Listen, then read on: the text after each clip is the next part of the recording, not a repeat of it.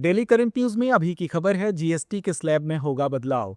आइए सबसे पहले देखते हैं चर्चा के बिंदुओं को। सबसे पहले जानेंगे ये चर्चा में क्यों है, प्रस्तावित बदलावों के बारे में, जीएसटी परिषद के बारे में और अंत में होगा एक अभ्यास प्रश्न। तो आइए सबसे पहले जानते हैं ये चर्चा में क्यों है। हाल ही में केंद्र सरकार ने वस्तु एवं सेवा कर यानी जीएसटी के स्लैब को कम करने का प्रस्ताव दिया है, जिसमें केवल 5% और 18% स्लैब बरकरार रहेंगे और 12% और 28% स्लैब को पूरी तरह समाप्त करने की योजना है। जबकि 1% से कम रियायती दर और केवल 5 से 7 वस्तुओं पर 40% की उच्च सिन रेट लागू की जाएगी। आइए अब नजर डालते हैं स्लैब में बदलावों पर।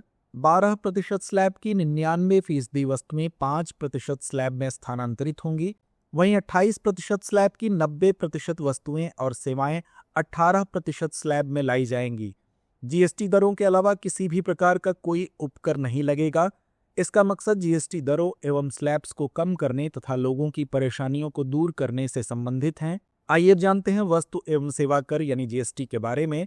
यह भारत में वस्तुओं और सेवाओं की आपूर्ति पर लगाया जाने वाला एक अप्रत्यक्ष कर है। इसे 2017 में 101वें संविधान संशोधन अधिनियम द्वारा लागू किया गया था। इसने उत्पाद शुल्क, सेवा कर जैसे विविध केंद्रीय व राज्य अप्रत्यक्ष करों को अपने में समाहित कर लिया है।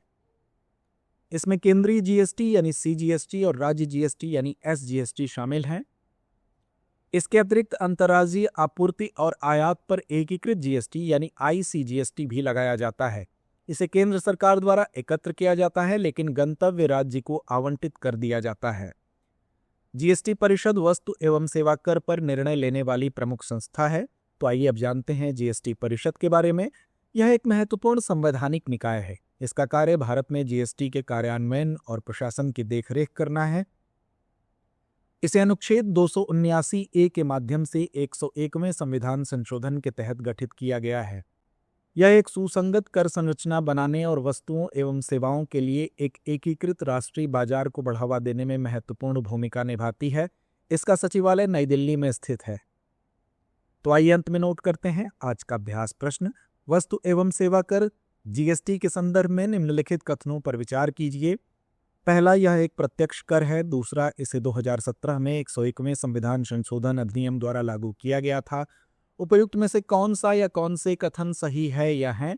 विकल्प ए केवल 1, विकल्प बी केवल 2, विकल्प सी 1 और 2 दोनों, या विकल्प डी ना तो 1 ना ही 2। तो इस प्रश्न का जवाब कमेंट बॉक्स में देना ना भूलें। धन्यवाद। डियर व्यूअर्स, अपने एग्जाम की तैयारी को और बेहतर करने के लिए हमारे चैनल को लाइक, शेयर और सब्सक्राइब करना न भूलें।